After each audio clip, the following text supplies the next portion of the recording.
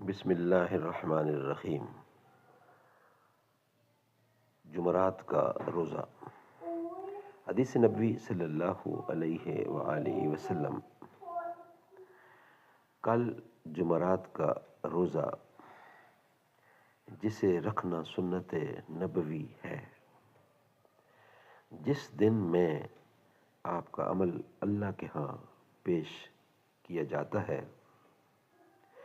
عن ابی ہریرہ رضی اللہ عنہ ان رسول اللہ صلی اللہ علیہ وسلم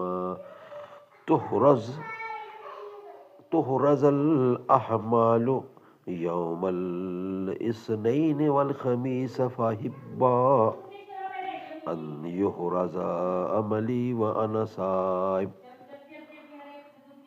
سوموار اور جمعرات کے روزوں کے متعلق حضور صلی اللہ علیہ وسلم کا فرمان ہے کہ ان دنوں میں انسان کا عمل اللہ کے ہاں پیش ہوتا ہے۔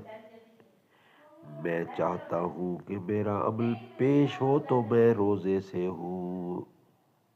ہم بھی اس سنت نبی پر عمل پیرا ہوتے ہوئے کل کا روزہ رکھیں، یعنی جمعرات کا۔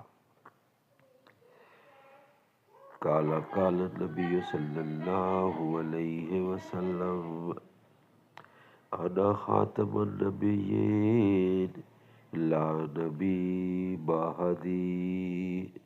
میں آخری نبی ہوں، میرے بعد کوئی نبی نہیں آئے گا۔